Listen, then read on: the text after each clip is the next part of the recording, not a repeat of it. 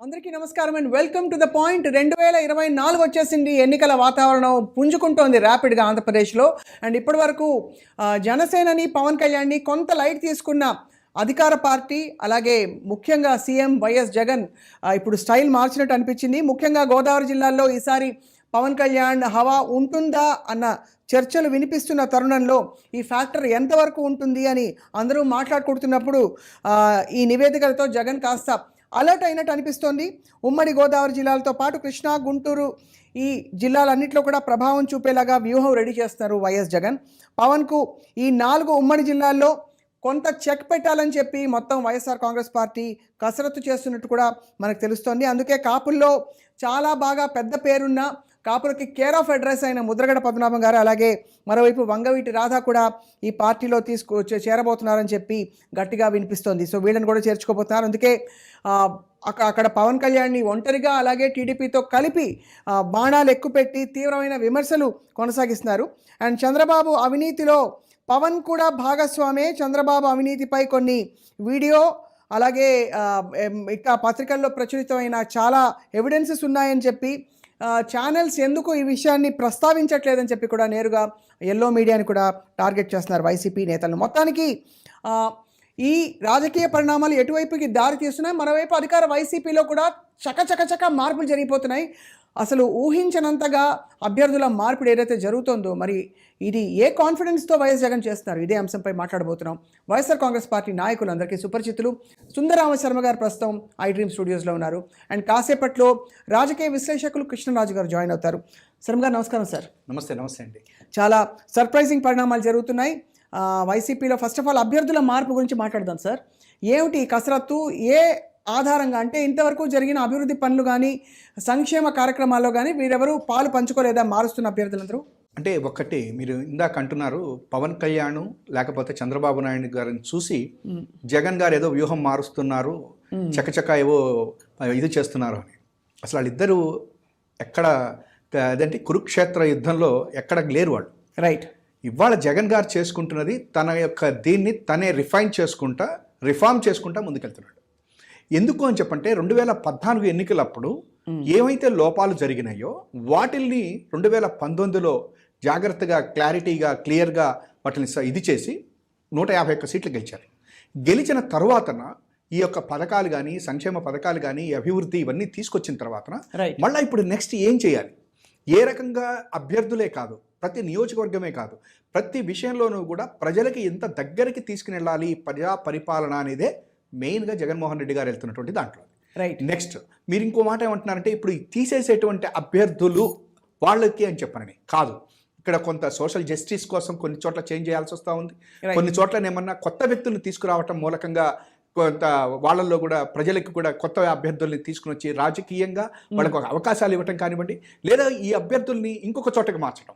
అంటే ఇప్పుడు కొంతమంది మంత్రుల్ని తీసుకుని వేరే నియోజకవర్గానికి ఇవ్వటం, లేదా ఇంకొక అభ్యర్థులు ఇంకొక నియోజకవర్గానికి ఇవ్వటం. ఇది ఎందుకు చేస్తున్నారు అని చెప్పానంటే, ఎప్పుడైతే ఒకే వ్యక్తి కనుక అక్కడనే కనుక ఎస్టాబ్లిష్ అయ్యో లేకపోతే అక్కడనే ఉండేటట్టయితే ఏమవుతుందంటే, మీకు కొంత వ్యతిరేకత, లేకపోతే అతనితో మాట్లాడకపోవటం, అంటే పార్టీని దగ్గరికి తీసుకుని వెళ్ళడంలో కొంత ఇబ్బంది ఉంటుంది. కాబట్టి మీరు ఎప్పుడైతే చేంజ్ చేస్తారో, అంతకుముందు అతని దగ్గరికి వెళ్ళినటువంటి వాళ్ళు, అతనితో రెగ్యులర్గా ఉండేటువంటి వాళ్ళు కూడా పార్టీతో మమేకమై ముందుకెళ్ళడానికి అవకాశం ఉంటుంది.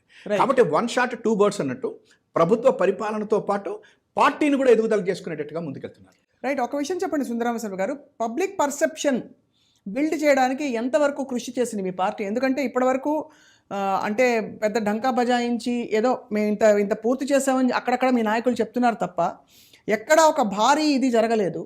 అలాగే ఇప్పుడు ప్రస్తుతం ఎన్నికలు సమీపిస్తున్న ఈ సమయంలో ఈ మార్పులు చేయడం అనేది కొంత కన్ఫ్యూజింగ్ సిగ్నల్స్ ఇస్తుంది జనానికి. వారిని ఎలా కన్విన్స్ చేయబోతున్నారు?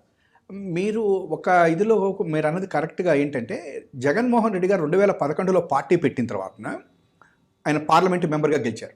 గెలిచే రాజకీయ సంస్థాగతంగా పెద్దగా ఇదేమీ లేదు అక్కడ. 2014 ఎన్నికలకు కూడా ఆయన యొక్క కరిష్మాతోటే ముందుకెళ్లారే తప్ప యొక్క పార్టీ కింద సంస్థాగతంగా బ్రహ్మాండంగా మెంబర్షిప్ లేకపోతే ఇవి నాకున్నంత వరకు లేదు. కానీ 2019లో కూడా మళ్ళీ ఆయన ఏదైతే పాదయాత్ర చేశారో పాదయాత్రతో ఏం చేశాడంటే కంప్లీట్గా పార్టీని ఎస్టాబ్లిష్ చేసేసాడు. అంటే ప్రతి చోట కూడా లీడర్షిప్ని బిల్డప్ చేసుకుంటూ వెళ్ళిపోయాడు. అంటే అక్కడికి వెళ్ళి మెంబర్షిప్లు చేసి ఇది ఒక పక్కనైతే, అది కాకుండా తను పాదయాత్ర చేసేటప్పుడే ఐడెంటిఫై చేసేసాడు ఎవరు కావాలి లీడర్స్, ఎవరు ఎట్లా వెళ్ళాలి, ఎవరిని కావాలి అనేటువంటిది 2019లోనే ఒక రకంగా ఐడెంటిఫై చేసుకున్నాడు. దాంతో ఇప్పుడు మీకు వచ్చేసరికల్లా ఏం చేస్తున్నారంటే పార్టీ ప్రభుత్వం రెండు ఇప్పుడు సంయమనం చేసుకోవాలి. 2014లో ఆయన అధికారంలో లేడు కాబట్టి 2019 పాదయాత్ర పార్టీ పరంగా లేకపోతే రాజకీయంగా గెలవటం కోసం ఉపయోగపడింది. కానీ ఇప్పుడు వచ్చేసరికల్లా ఏం చేయాలి, ప్రభుత్వము పార్టీ రెండింటినీ కూడా సంయమనం చేసుకుంటూ 2 చక్రాలు అంటారు చూసారండి, పరిగెత్తించాలి. దానికి ఇవాళ రోజు నేను చేస్తున్నటువంటిది, ఇవాళ చంద్రబాబు నాయుడు గారి యొక్క 40 ఏళ్ల ఇండస్ట్రీలో నేను ఇదేదో మనం పొలిటికల్గా ఇవాళ ఏదో వైసీపీ అని కాదు, కానీ ఎవరికి చిక్కట్ల. ఎందుకంటే ఈయన చేస్తున్నటువంటిది ఇవాళ ఇప్పుడు మార్చటం అనేటువంటిది, చంద్రబాబు ఏం చేస్తున్నాడు, వెయిట్ చేస్తున్నాడు ఎవరైనా తీసేస్తే వాడు నా దగ్గరికి వస్తారేమో. ఇంత దారుణమైనటువంటి రాజకీయ పరిస్థితుల్లోకి చంద్రబాబు గారిని నెట్టేసేయటం జరిగింది. ఇక పవన్ కళ్యాణ్ గారు అయితే వాళ్ళిద్దరూ తేరుకునేటప్పటికి ఎన్నికలు అయిపోతాయండి. మీరు ఇందాక అంటున్నారు వాళ్ళని చూసి ఏమి వ్యూహాలు ఏం లేవు. ఈయన వ్యూహం ఒకటే ఏంటంటే 175 గెలవటమే కాదు, 30 సంవత్సరాల పాటు తను ఈ రాష్ట్ర ముఖ్యమంత్రిగా ఉండాలి, కొనసాగాలనే ఒక కాన్ఫిడెన్స్ ఉందంటారు. 100%. ఇంకొకటి కూడా ఏంటంటే నేషనల్ లెవెల్లో తన యొక్క ఇదిని కనిపించాలి, తన యొక్క దాన్ని ఏమంటారండి, ఆయన యొక్క ప్రభావం కనిపించాలి అనేటువంటి దాంతో ముందుకెళ్తున్నాడు. రైట్. కృష్ణరాజు గారు జాయిన్ అవుతున్నారు, ప్రముఖ రాజకీయ విశ్లేషకులు. నమస్కారం సార్. నమస్తే అండి కృష్ణరాజు గారు. ఆబ్వియస్లీ అంటే ఇప్పుడు ఈ 2-3 రోజుల్లో జరిగిన చకచక మార్పులు ఏవైతే జరిగాయో, వైసీపీ అభ్యర్థుల లిస్ట్ వస్తున్న కొద్దీ చాలా ఆశ్చర్యానికి గురవుతున్నారు చాలా మంది విశ్లేషకులు. మీ అంచనా ఏమిటి సార్, ఎందువల్ల ఇన్ని మార్పులు జరుగుతున్నాయి అంటారు? ఈ 2-3 రోజుల మార్పుల గురించి మనం మాట్లాడుతున్నాం, కానీ దీనికి సంబంధించి గత ఏడాదిగా జరుగుతున్న కసరత్తు గురించి మనం చర్చించుకోవట్లేదండి. దాని గురించి మనం చర్చించుకోవాలి. ఎందుకంటే గత ఏడాది ఆయన 170 స్థానాలకు గాను 170 స్థానాలు గెలుచుకోవాలి అని చెబుతూ ప్రతి శాసన సభ్యుడిని కూడా మీరు గడప గడపకు తిరగండి అని చెప్పి ఒక 1.5 year నుంచి చెప్తున్నాడు అమ్మాయిన. ఇప్పుడు కొత్తగా చెప్పడం కాదు. సాధారణంగా మన రాజకీయ నాయకులు లేదా ప్రజాప్రతినిధులు ఏం చేస్తారంటే ఎన్నికల సమయంలో మాత్రమే ప్రజలను కలుసుకోవటం, ఆ ప్రజల వీరిని ఈసరించుకోవడం జరుగుతూ వస్తుంది. అవును.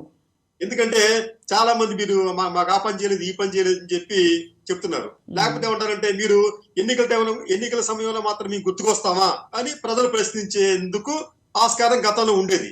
కానీ అటువంటి దానికి తావు లేకుండా జగన్మోహన్ రెడ్డి గారు తన శాసనసభ్యులందరినీ కూడా గడప గడపకు తిరగమని చెప్పి గత ఏడాదిన్నరగా కోరుతున్నారు. దీంట్లో కొంతమంది అలసత్వం వహించారు, కొంతమంది పనితీరు ఆయన ఆశించిన స్థాయిలో లేదు. రైట్. వీరికి సంబంధించి గత ఏడాదిగా జరుగుతున్న కసరత్తులో భాగంగా నాకున్న సమాచారం ప్రకారం అయితే ప్రతి శాసన సభ్యుడికి సంబంధించి దాదాపు 300 పేజీల రిపోర్టు ఉంది. దాంట్లో వారి సమర్థత, నైతికత, అలాగే ప్రజల్లో వారికి ఉన్న ఆదరణ, వారి నిర్లక్ష్యం, ఇవన్నీ కూడా దాంట్లో ఉన్నాయి. అయితే గతంలో రాజకీయాలకి ఇప్పుడు రాజకీయాలకి తేడా ఏమిటంటే, జగన్మోహన్ రెడ్డి గారు చేసిన రాజకీయాల తేడా ఏంటంటే ఈయనెక్కడా కూడా సెంటిమెంట్ పాలిటిక్స్ కి తావివ్వటం లేదమ్మా, పెర్ఫార్మెన్స్ కే ఆయన తావిస్తున్నారు. సెంటిమెంట్ అంటే గతంలో గెలిచారు కాబట్టి ఇప్పుడు నేను గెలుస్తాను, మీరు నాకు ఎందుకు ఇవ్వలేదు అని చెప్పి ఎవరైనా అడిగినా గానీ దాన్ని ఆయన కన్సిడర్ చేయటం లేదు. ఆయన గత ఏడాదే పార్టీ ఇంటర్నల్ సమీక్షలు, పార్టీ అంతర్గత సమీక్షల్లో చాలా స్పష్టంగా చెప్పారు, మీరు బాధపడద్దు, నేను మీకు టికెట్ ఇవ్వలేదని చెప్పి. ఒకవేళ మీరు టికెట్ ఇవ్వలేదని చెప్పి మీ బాధ మీకుంటే మీరు ఇప్పుడే మీరు పార్టీ నుంచి వెళ్ళిపోండి, నాకు అభ్యంతరం లేదు అని చెప్పి ధైర్యంగా చెప్పిన ఏకైక నాయకుడు నిజంగా చెప్పాలంటే జగన్మోహన్ రెడ్డి గారు. అదే అంటే ఆ ధైర్యానికి అంటే మూలం ఏమిటి, ఆ ధైర్యానికి కాన్ఫిడెన్స్కి ఏమిటి బేసిస్ అని చాలామంది, అంటే ఆయన చేసిన మంచి పనులతో పాటు ఏ నాయకుడికైనా కొంత అఫ్కోర్స్ ఎన్నికల్లో గెలిపే పరమావధిగా అది ప్రయత్నించడం అనేది చాలా సర్వసాధారణం. కానీ ఈసారి మీరు నచ్చకపోతే వెళ్ళిపోండి, మీరు నచ్చితేనే ఓటేయండి అని చెప్పే ఆ స్టైల్ ఏదైతే ఉందో దానికి బేసిస్ ఏమిటని మాట్లాడుకుంటున్నాం సార్. ఇప్పుడు మీకు 151 మందిలో సుమారుగా 50 మంది స్థానాలు మారుస్తున్నారు మంత్రి. దాంట్లో కొంతమందికి సీట్లు ఇవ్వకపోవచ్చు. అదే అంటే మీకు 1/3 మాత్రమే మీకు కొంత రిషఫల్ జరుగుతూ ఉంది. అవును.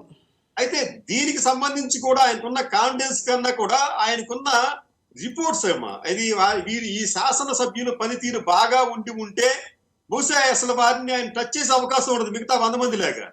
అంటే వీరి పనితీరు బాగా లేదు. ఇంటర్నల్ గా కూడా కొంతమంది గ్రూపులు ప్రోత్సహించడం కావచ్చు, లేకపోతే ఇతరత్ర అంశాలలో కూడా వారు నిమగ్నమై ఉన్నారు. పార్టీ వ్యతిరేక కార్యకలాపాలకు వాళ్ళు పాల్పడ్డారు. మీకు నెల్లూరు జిల్లాలో అనేక మంది తన సామాజిక వర్గం అంటే రెడ్డి సామాజిక వర్గ నాయకులే వారే బయటకు వెళ్ళిపోయారు అంతే, వేరే గత్యంతరం లేకుండా. అంటే ఇక్కడ ఆయన క్యాస్ట్ కూడా చూడలేదు, ఇక్కడ క్యాస్ట్ చూడలేదు, సెంటిమెంట్ చూడలేదు. అయితే ఇక్కడ ఆయనకున్న నమ్మకం ఏమిటంటే ఆయన ఇప్పటి వరకు చేస్తున్న ప్రజా సంక్షేమం అలాగే అభివృద్ధి కార్యక్రమాలు ఈ రెండు తనను గెలిపిస్తాయనే భావనతో పాటు ఇటువంటి నేపథ్యంలో తనకు సపోర్ట్ గా ఉండి తన ఆశయాలు లేకపోతే ఆలోచనలకు అనుగుణంగా నడుచుకునే శాసనసభ్యులు ఉంటే బాగుంటుందని చెప్పి ఆయన భావించారు. అలా కాకుండా ఆయన ఈ పాత వారితోనే అంటే ఇట్లాగా ప్రజల ఆమోదం పొందలేని వారిని కూడా ఈసారి మళ్ళీ టికెట్లు ఇచ్చి వారు ఓడిపోతే ఆ ఓటమి అనేది మొత్తం పార్టీకే నష్టం కలుగుతుందనే భయం కూడా ఆయనకు ఉండి ఉంటుంది. ఇంకో విషయం చెప్తాను మీకు. ఆయన ఇప్పుడున్న అనుసరిస్తున్న విధానం మీకు కార్పొరేట్ ఎడ్యుకేషనల్ సిస్టమ్ లో మీకు అవును ఎలా అయితే ఫలితాలు చెప్పంటారన్నమాట. అంటే 100% ఫలితాలు ఎలా వస్తాయి? ఫస్ట్ వాళ్ళందరూ ఏం చేస్తారంటే అందరినీ జాయిన్ చేసుకుంటారు. చేసుకున్న తర్వాత క్రమంగా ఏ విద్యార్థి అదే అర్థమైంది బి లెవెల్లో ఉంది సి లెవెల్లో ఉందని చెప్పి గమనించిన తర్వాత ఈ ఏ లెవెల్లో ఉండవలసిన వాళ్ళనే వాళ్ళ నుంచి మిగతా వాళ్ళని బి లెవెల్లో పెడతారు, కొంతమంది సి లెవెల్లో పెడతారు, కొంతమంది డి లెవెల్లో పెడతారు. వారి పనితీరును బేస్ చేసుకొని ఆయన కూడా ఒక కార్పొరేట్ పాలిటిక్స్ విధానం అనుసరిస్తున్నట్టుగా ఉంది. రైట్, ఇది చాలా కీలక పాయింట్. అంటే ఎమోషనల్ పాలిటిక్స్ నుంచి కార్పొరేట్ అండ్ ప్రొఫెషనల్ పాలిటిక్స్, అంటే జనానికి మేము సేవ చేయడానికి ఇది ఆల్మోస్ట్ ఒక ఉద్యోగం. అంటే ఇది తప్పకుండా అంటే ఇది ఏదో ఇదివరకు రకరకాల పేర్లు పెట్టేవాళ్ళం దానికి. ఇది కేవలం ప్రజాసేవని లేకపోతే సెంటిమెంట్ అని ఇంకోటని నాయకత్వానికి, బట్ ఇది ప్రొఫెషనల్గా we are accountable to the people అనే ఒక ధోరణి. సుందరరామ శర్మ గారు, ఇక్కడ 2 కీలక పాయింట్లు. ప్రతిపక్షాల పొత్తులు ఎలా ఉండబోతున్నాయి, రెండోది ఇప్పుడు తాజాగా మనకు వినిపిస్తున్న డెవలప్మెంట్ షర్మిలని ఏపీ రాజకీయాల్లోకి దించడం అన్నది, అది ఆ పరిణామాన్ని ఎలా చూస్తున్నారు సుందరరామ శర్మ గారు? అంటే జగన్మోహన్ రెడ్డి గారి యొక్క పొలిటికల్ ఇది కనుక మనం చూసినట్లయితే ఈ చుట్టాలు కులాలు లేకపోతే ఏమన్నా ఇవి ఆయనకి మొదటి నుంచి కూడా ఒక రకంగా చెప్పాలంటే అచ్చిరాల. ఎందుకంటే కాంగ్రెస్ పార్టీలో ఉన్నారు, వాళ్ళ నాన్నగారు తీసుకొచ్చినటువంటి ఏ ఒక్కరైనా కూడా ఆయనతో పాటు నిలబడ్డారా? జనరల్గా నా స్నేహితుడికి లేకుండా నా స్నేహితుడి కొడుకు ఇబ్బంది వస్తే నేను తప్పనిసరిగా వెళ్ళి నిలబడతా, అంతేగాని నా స్వార్థం నేను చూసుకోను. కానీ పాపం ఆ రోజున జగన్మోహన్ రెడ్డి గారు బయటికి వచ్చి పార్లమెంట్కి పోటీ చేస్తుంటే వాళ్ళ అమ్మగారిని పులివెందుల్లో నిలబెడితే ఆ రోజున రాజశేఖర రెడ్డి గారి దగ్గర ఉన్నటువంటి లేదా ఆయన ద్వారా పైకి వచ్చినటువంటి ఏ వ్యక్తి కూడా ఆయన పక్కన నిలబడలా. అయినా కానీ ఆయన ముందుకు వెళ్ళిపోయాడు. నేను మాట ఇచ్చాను, నల్ల చెరువు గుట్ట దగ్గర నేను మాట ఇచ్చాను, దానికోసం నిలబడతాను అన్నాడు. డిసైడ్ అయిపోయాడు, వీళ్ళెవరు నా ఎంబట రారు, నేను ఒక్కడే ముందుకెళ్ళాలి అనుకున్నాడు, వెళ్ళిపోయాడు, గెలిచేశాడు. అట్లాగే ఆ తర్వాతన ఈయన చుట్టాలు లేకపోతే ఇటు వివేకానంద రెడ్డి గారు పులివెందుల్లో ఆమె మన విజయమ్మ గారి మీద పోటీ చేశారు. ఎట్లా పోటీ చేశారు? ఆయన మంత్రి కూడా అయ్యారు. అంత మాత్రం నుంచి భయపడిపోయేసేసి లేదనలా. At the same time blood relation కూడా వదులుకోవాలి ఆయన. మళ్ళీ వివేకానంద రెడ్డి గారిని వెనక్కి తీసుకుని వచ్చారు. పార్టీలు మళ్ళీ ఎమ్మెల్సీ కోసం తయారు చేశారు. దురదృష్టవశాత్తు ఏదో మొత్తం మీద చంద్రబాబు యొక్క దీంతో ఆయన ఓడిపోయారు, అది వేరే విషయం. కానీ తన బ్లడ్ రిలేషన్ ఏదైతే ఉందో దాన్ని వదులుకోవాలి. ఎట్ ద సేమ్ టైం ఆ బ్లడ్ రిలేషన్ వాళ్ళు బయటికి వెళ్ళి తనకి వ్యతిరేకంగా వెళ్ళినప్పుడు కూడా వాళ్ళని ఏం మాట్లాడాల. కానీ విజయం మాత్రం జగన్ గారిని వరించింది. కాబట్టి ఇవాళ రోజున షర్మిల గారిని మనం తక్కువ చేయక్కలేదు, ఏం చేయక్కలేదు. కానీ జగన్ అనేటువంటి గన్ బుల్లెట్లో వచ్చేటప్పుడు ఇవేవ్వరు ఆగరు. కులం ఆగదు, మతం ఆగదు, రిలేషన్షిప్లు ఆగదు, ఎవరు ఆగరు. తన వెంట వచ్చేవారే తనవారు, వెంట రానివారు అంటరానివారు. రైట్ కృష్ణరాజు గారు, అంటే ఇది విశ్లేషకుల కోణం నుంచి జగన్మోహన్ రెడ్డి గారు ఎంతైనా అంటే కుటుంబాన్ని వదులుకోకుండానే రాజకీయంగా అంటే వాళ్ళకి ఇవ్వాల్సిన ప్రాధాన్యత ఇస్తూనే అట్ ద సేమ్ టైం ఇలాంటి పరిణామాలు జరిగినప్పుడు ఎప్పుడు కూడా ఆయన చెల్లించకుండా ముందుకెళ్ళిన పరిస్థితులు చూసాం గతంలో. ఈసారి అంటే సొంత తోబుట్టు ఇప్పుడు రాజకీయాల్లోకి రాబోతున్నారు అని తెలిసి ఏ విధంగా ఉండబోతుంది సార్ ముందు ఏపీ ఆంధ్రప్రదేశ్లో రాజకీయ పరిస్థితి? స్వప్న గారు, బహుశా మీరు కూడా గతంలో షర్మిల గారిని ఇంటర్వ్యూ చేసి ఉండే ఉంటారు. అవును సార్, చేశాను. అవును, చేస్తారు. ఆవిడ గురించి ఆ కుటుంబ సన్నిహితుల నుంచి నాకున్న సమాచారం ఏమిటంటే జగన్మోహన్ రెడ్డి గారు ఆవిడకి ఎక్కడా కూడా ఎటువంటి అన్యాయం చెయ్యలేదు, ఎక్కడ ఒత్తిడి తేలేదు. అయితే తెలంగాణలో పార్టీ పెట్టేటప్పుడు మాత్రం ఆయన సలహా ఇచ్చారు, అమ్మా నువ్వు అది మంచి పద్ధతి కాదు, మనం ఇట్లా విడిపోయి చేస్తే లేనిపోని రాంగ్ సిగ్నల్స్ వస్తాయి అక్కడి నుంచి మనకు. అది తెలంగాణలో అనేక అంశాలు ఏపీతో ముడిపడి ఉంటాయి, మీరు అక్కడ మీరు ఒక విషయం అక్కడ మాట్లాడితే దానికి భిన్నంగా నీ ఇక్కడ ఏపీలో ఇంకో విషయం మాట్లాడాల్సి వస్తుంది, ఇవన్నీ కూడా అపోహలకు కారణం అవుతాయి, కాబట్టి మీరు ఒకసారి ఆలోచించుకోండి అని చెప్పినప్పుడు షర్మిల గారు వినలేదు. ఇది అందరికీ తెలిసిన విషయమే. అంటే షర్మిల గారు తాను చేసింది తప్పు, దానికి సంబంధించిన ఫలితాన్ని ఎదుర్కోవాలి అని ఆమె అప్పట్లో భావించలేదు. కానీ తర్వాత ఏమైందమ్మా, ఆవిడ దాదాపు 3000 కిలోమీటర్ల పాటు పాదయాత్ర చేసినప్పటికీ కూడా ఆమె ప్రభావం తెలంగాణ ప్రాంతంలో ఈసమంతైనా లేదు.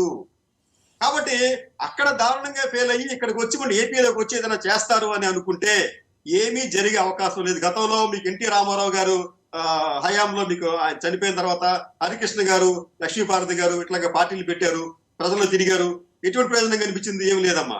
అదొక విషయం అయితే. రెండోది, ఆస్తులకు సంబంధించి కూడా నాకున్న సమాచారం ఏంటంటే దాదాపు 5,000 కోట్ల రూపాయల విలువైన ఆస్తులు ఆవిడ పేరున ఉంచారు. అంటే రిజిస్ట్రేషన్ ప్రాసెస్ కాలేదు, ఎందుకంటే చాలా ఆస్తులు ఈడీ అటాచ్మెంట్లు ఉన్నాయి కాబట్టి వాటిని వారికే కేటాయించారు. కుటుంబ సభ్యుల సమక్షంలో దాదాపు 5,000 కోట్ల రూపాయలు విలువైన ఆస్తులు ఉన్నాయి మా వారి పేరున. అయితే అక్కడ జరిగింది ఏమిటంటే ఈ ఆస్తులను అమ్ముకోవడానికి అవకాశం లేకుండా చేశారు తన అన్న అనే ఒక అపోహ అనేది వారిలో కూడా ఉంది. ఈ జగన్మోహన్ రెడ్డి గారి అభిప్రాయం ఏంటంటే ఈవిడికి ఆస్తులు ఉంటే అక్కడ ఎన్నికల్లో విచ్చలవిడిగా ఖర్చు పెడితే దాదాపు 1,000 కోట్ల 2,000 కోట్ల రూపాయలు నష్టపోయే ప్రమాదం ఉంటుందని చెప్పి ఆయన సోదరుడిగా అన్నగా ఆయన ఇచ్చిన సలహా. ఎనీవే అంటే ఒకటి సార్ కుటుంబపరమైన విషయాలు అది అది అది కుటుంబానికే పరిమితం చేస్తూనే కేవలం రాజకీయ ప్రవేశం ఏదైతే ఉందో ఆ రాజకీయ ప్రవేశం ఒకే రాష్ట్రంలో ఉంటే ఎలా ఉంటుందనేది ఒక ఫ్యాక్టర్. మరొక చాలా కీలకమైన ఫ్యాక్టర్ ప్రతిపక్షాల పొత్తులు ఎలా ఉండబోతున్నాయని చెప్పి. సార్ కృష్ణరాజు గారు చెప్పండి సార్. మీకు చెప్పాను కదా ఇందాక, ఎన్టీ రామారావు గారి రక్త సంబంధీకులు హరికృష్ణ వచ్చి ఒక పార్టీ పెట్టాడు, ఆయన తర్వాత వారిని వరించిన లక్ష్మీపార్వతి గారు పార్టీ పెట్టారు. వారు సాధించింది ఏముంది? ఏమి లేదమ్మా. రెండోదంటే కాంగ్రెస్ పార్టీ, ఆవిడ ఏదో కాంగ్రెస్ పార్టీకి ఇది గతంలో ఈ కుటుంబానికి ఎవరైతే హాని చేశారో సోనియా గాంధీ గారు కావచ్చు, లేకపోతే ఇతర నాయకులు కావచ్చు, వారి దగ్గరికి వెళ్ళటం, వాళ్ళ ఆహ్వానం మేరకు వారు చెప్పింది వినటం, మళ్ళీ వారి సలహాల మేరకు ఆంధ్రప్రదేశ్ లో పార్టీ నాయకత్వాన్ని స్వీకరించడం అనేది కూడా మరొక చారిత్రక తప్పదవుతుంది షర్మిల గారిది. ఎందుకంటే అసలు ఇక్కడ కాంగ్రెస్ పార్టీకి దిక్కు లేదమ్మా. ఇక్కడ గతంలో జరిగిన ఎన్నికల్లో వారికి 100 కన్నా తక్కువ ఓట్లు వచ్చాయి. నేను గొప్ప అడుగుతాను ఎవరన్నా, ఈ రోజు కాంగ్రెస్ పార్టీకి ఆంధ్రప్రదేశ్ శాఖ అధ్యక్షుడు ఎవరంటే వెంటనే చెప్పలేరు, మీరు కూడా చెప్పలేరు. అంటే ఇది జగన్మోహన్ రెడ్డి గారు కూడా స్వయంగా కామెంట్ చేశారు. సుందరం శ్యామ్ గారు మీరు చెప్పాలి, ఎందుకంటే జగన్మోహన్ రెడ్డి గారు కూడా ఈ మధ్య కాలంలో కామెంట్ చేసినట్టున్నారు, కాంగ్రెస్ పార్టీ కుటుంబాన్ని చీల్చి రాజకీయాలు చేస్తోందని చెప్పి. అందేను ఒకటి కృష్ణాంజనేయులు గారు అన్నట్టు, కృష్ణరాజు గారు అన్నట్టు ఒకటి మాత్రం నిజం, కాంగ్రెస్ పార్టీకి ప్రెసిడెంట్ ఎవరో కూడా కనుక్కోవాలి అనేటువంటి పరిస్థితి మాత్రం నిజమే. కాకపోతే మా బోటి వాళ్ళకి కొంతమందికి తెలుసు, ఎందుకంటే గిడుగు రుద్రరాజును పెట్టారు కాబట్టి, పాపం ఎప్పటి నుంచో ఉన్నాడు కాబట్టి.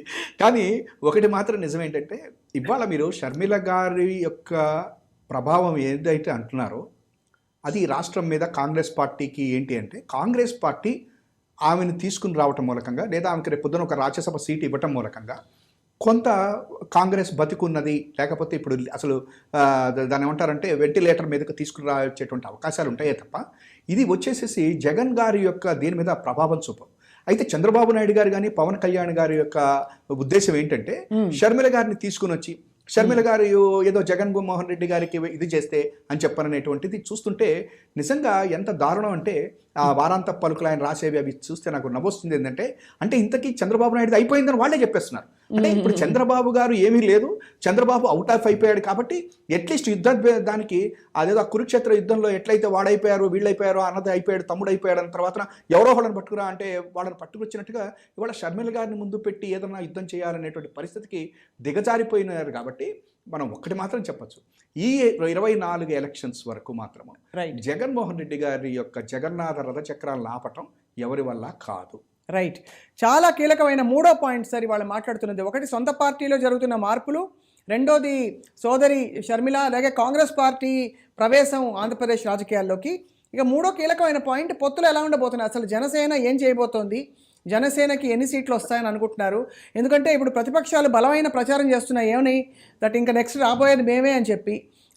చాలా ఇక్కడ ఎలా అయితే కాంగ్రెస్ ఒక హవా క్రియేట్ చేసే ప్రయత్నం చేశారో, అంటే ముందు రాకముందనే అక్కడ ఏదో అదే లెసన్గా తీసుకుని అక్కడ కూడా అలా హవా క్రియేట్ చేస్తే మేము వచ్చేస్తామనే ఒక భావనలో ఉన్నారు.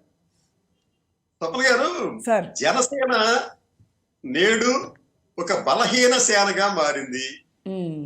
రాజ్యాధికారం కావాలని ఎప్పటి నుంచో కోరుకుంటున్న కాపుల నిజానికి మొత్తం జాతి మొత్తాన్ని కూడా పవన్ కళ్యాణ్ గారు వెన్నుపోటు పొడిచారు. మా తండ్రి ముఖ్యమంత్రి అవుతారు, ఎటువంటి సందేహం లేదు అని చెప్పి లోకేష్ చెప్పిన తర్వాత దానిని ఇప్పటి వరకు కూడా ఏ జనసేన నాయత కూడా ఖండించలేదు. అదేంటి ఎట్లా మాట్లాడతారేంటి, ఇదంతా కూడా మనం ఎన్నికలో తర్వాత కదా మనం నిర్ణయించాల్సిందని చెప్పి చెప్పిన పాపాన పోలేదు. ఫలితంగా ఏమిటంటే ఇది మనం అనుకుంటా మన జనసేన కావచ్చు, పవన్ కళ్యాణ్ కావచ్చు, పవన్ కళ్యాణ్ గారు ఒక పవర్లెస్ లీడర్ గా మారాడు. ఆయన ప్రభావం అనేది నిజానికి ఏంటంటే గతంలో తక్కువగా ఉంది, ఇప్పుడు మరింత తక్కువగా పడిపోయే ప్రమాదం ఉంది. ఎందుకంటే కాపులు కూడా ఈ రోజున పవన్ కళ్యాణ్ గారిని నమ్మటం లేదు. ఇక్కడ ఇంకో విషయం చెప్తానమ్మా. నిజానికి ఆంధ్రప్రదేశ్ లో కాపులు దాదాపు 18 నుంచి 20% ఉన్నారు, అంటే 18 అని అనుకుంటాం మనం. అయితే ఈ కాపుల్లో నిజానికి 4 వర్గాలుగా వారు విడిపోయారమ్మా. ఒక కాపు వర్గం తెలుగుదేశం పార్టీకి అనుబంధంగా ఉన్న కాపు వర్గం, వైసీపీకి అనుబంధంగా ఉన్న కాపు వర్గం. ఈ 2 కాపు వర్గాలకు సంబంధించి వారిద్దరూ కూడా ఆయా పార్టీలకు చాలా లాయల్ గా ఉన్నారు. అంటే ఫిదాయిన్స్ లాగా అవసరం వస్తే దేనికైనా తగ్గిస్తా ఉన్నట్టుగా ఈ 2 పార్టీకి చెందిన కాపు నాయకులు ఆ పార్టీలకు ఎఫిలియేట్ అయ్యారు. కాబట్టి వాళ్ళు మారరు. ఇక 3వ వర్గం పవన్ కళ్యాణ్ గారికి సంబంధించిన కాపులు.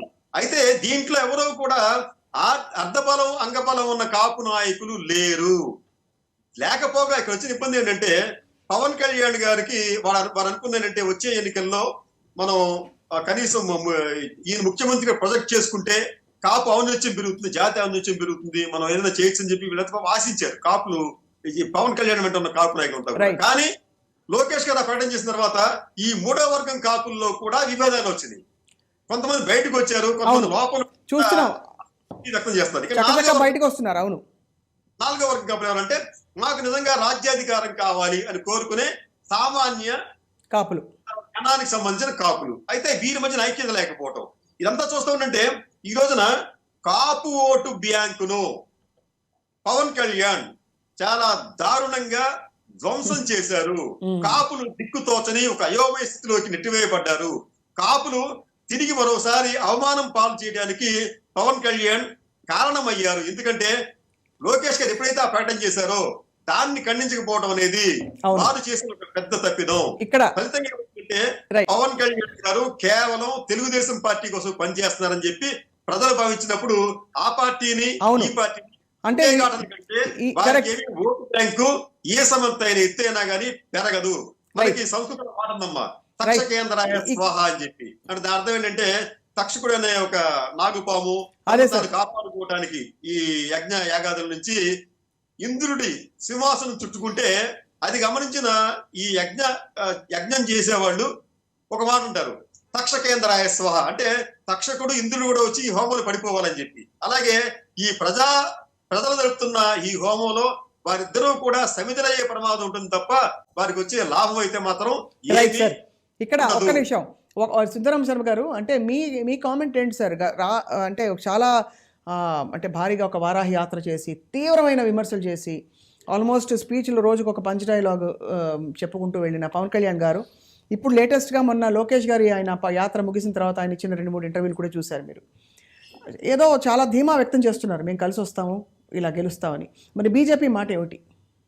ఇక్కడ 2 విషయాలు ఉన్నాయండి. ఒకటి పవన్ కళ్యాణ్ గారి యొక్క ఓట్ బ్యాంక్ అనేటువంటిది, మనం ఏదైతే కాపులు ఓట్ బ్యాంకు పవన్ కళ్యాణ్ అంటున్నామో అది కరెక్ట్గా లేదు ఇవాళ రోజున. ఎందుకంటే ప్రజారాజ్యం పార్టీ అప్పుడు మాత్రం కాపు సామాజిక వర్గంలో ఉన్నటువంటి వాళ్ళందరూ కూడాను yes this is the high time అని మన చిరంజీవి గారి వెంబడ వచ్చిన మాట వాస్తవం. అయితే ఆ రోజున 2 పొట్టేళ్ల మధ్య ఎప్పుడైతే చిరంజీవి గారు వచ్చారో కొన్ని ఇబ్బందులు ఇదే తెలుగుదేశం పార్టీకి సంబంధించిన వాళ్ళు ఇదే పచ్చ మీడియా ఆ రోజు చిరంజీవి గారి మీద విపరీతమైనటువంటి ఆరోపణలు చేసి డబ్బులకి టిక్కెట్లు అమ్ముకుంటున్నారని చెప్పనని, లేకపోతే చిరంజీవి గారిని ఇష్టం వచ్చినట్టుగా ఇచ్చేసి ఆయన ఫెయిల్ చేయడానికి కారణమయ్యారు. అయితే అదే మాట మా పవన్ కళ్యాణ్ గారు కూడా ఆ రోజున ఉన్నటువంటి ప్రజారాజ్యం యువనేత గారు కూడా చెప్పడం జరిగింది. కానీ ఆ రోజున కూడా మీరు కనుక చూసినట్లయితే కొంత సాలిడ్గా వెళ్ళింది అని చెప్పని అంటున్నారు, కానీ మొత్తంగా కాదు. కానీ గెలుపుకి కారణం ఆ రోజున ఏదో ఉత్తర గోదావరి జిల్లాలో పవన్ కళ్యాణ్ ఇంపాక్ట్ అది ఇది అని చెప్పని అనేటువంటిది కరెక్ట్, పూర్తిగా కాదు. కాపుల్లో కూడా చాలా మంది జగన్మోహన్ రెడ్డికి ఆ రోజు కూడా ఓట్లు వేసిన మాట వాస్తవం. అసలు జగన్మోహన్ రెడ్డి గారు ఎంతమందికి ఇచ్చారండి ఆ రోజు పార్లమెంట్ సీట్లు? అసలు ఆ రోజున కనుక జగన్మోహన్ రెడ్డి గారు కనుక గెలిచినట్టుంటే కాపులు ఇవాళ రోజున ఆల్మోస్ట్ తెలుగుదేశం పార్టీని మించి పైకి వచ్చేసేవాళ్ళు. ఆ రోజున ఆయన ఏలూరు పార్లమెంట్ దగ్గర నుంచి తోటా చంద్రశేఖర్కి ఇచ్చారు, తర్వాత మచిలీపట్నం ఇచ్చారు, తర్వాత విజయవాడ అంటే గుంటూరు, ఇట్లా ఆయన కాపుల్ని బ్రహ్మాండంగా తీసుకుని వచ్చాడు. ఇవాళ గవర్నమెంట్లో కూడా 4 రెట్లకి ఇస్తే 4 కాపులకి ఇచ్చాడు. రైట్, అంటే ఒక రకంగా కాపుల్ని మొదటి నుంచి కూడా జగన్మోహన్ రెడ్డి గారు కాపు కాస్తూ వచ్చాడు. కానీ ఈ యొక్క పవన్ కళ్యాణ్ ఇవాళ వచ్చిందంతా కూడా ఈ సినిమా వాళ్ళు. అంటే ఇప్పుడు ఇక్కడ ఫస్ట్ ఎంత మనకి కార్పొరేటైజేషన్ అయినా ముందు జనం నాయకులు క్యాడర్లు కనెక్ట్ అయ్యేది ఒక సెంటిమెంట్తో. సో ఆ ఆత్మగౌరవాన్ని నిలబెట్టలేదు, మా కోసం పోరాడలేదు అనే ఒక భావన అయితే కలుగుతుంది కదా సార్? డెఫినెట్గా ఉందండి. అంటే చాలా మంది కాపు నాయకులు ఆఫ్ రికార్డ్ మాట్లాడినప్పుడు బయటకు వచ్చిన తీరు చూస్తే ఈరోజు జేడీ లక్ష్మీనారాయణ గారి పరిస్థితి ఏంటి సార్? ఆయన పార్టీ పెడుతున్నారు. దాన్ని కూడా చెప్పాలి. ఒకటండి, ఇమోషన్స్ సెంటిమెంట్స్ డెఫినెట్గా రాజకీయాల్లో ఉండి తీరుతాయి. ఉండి తీరుతాయి.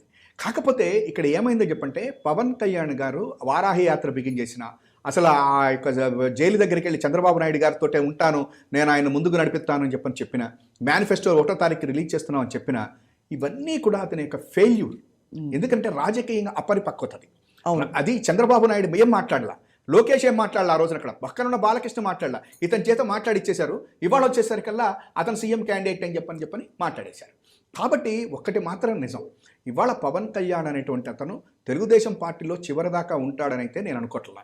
ఎందుకంటే సినిమా బాగోదు, సినిమా సక్సెస్ కాదేమో అని చెప్పంటే హీరో ఎట్లయితే కాల్ షీట్లు రద్దు చేసుకుంటాడో ఆ రకంగా రేపు పొద్దున్న తెలుగుదేశం తోటి రద్దు చేసుకున్నా మన ఆశ్చర్యం లేదు అంటున్నారు. ఇంకా జేడీ లక్ష్మీనారాయణ గారి పార్టీ, జేడీ లక్ష్మీనారాయణ గారిది నేను నిన్ననే చూశాను మేడం. బాగా నవ్వొచ్చింది ఏంటంటే, జేడీ లక్ష్మీనారాయణ గారికి ఏంటి జగన్ గారు పెట్టించారు అది ఇది అని చెప్పి. అసలు ఆ పచ్చపత్రికలు మాట్లాడేది అసలు ఆ రోజు జైల్లో జగన్ గారు ఉన్నప్పుడు ఈ పచ్చపత్రికల్లో లక్ష్మీనారాయణ గారు చెప్పినవి చెప్పనివి, అసలు ఆయన నడుస్తుంటే అదేదో సినిమా హీరో నడుస్తున్నట్టు ఫోటోలేసి ఇవన్నీ చేసినటువంటి ఈ బ్యాచ్ ఇవాళ ఆయన్ని చేత ఈయన పార్టీ పెట్టించుకోవడానికి. అసలు రెండోది, ఆ రకమైనటువంటి పిచ్చి రాజకీయాలు చేసే చంద్రబాబు నాయుడు గారు దెబ్బతింటున్నాడు. 2009లో అనుకుంటా లోక్సత్తా పార్టీ జయప్రకాష్ నారాయణ పట్టుకొచ్చారు.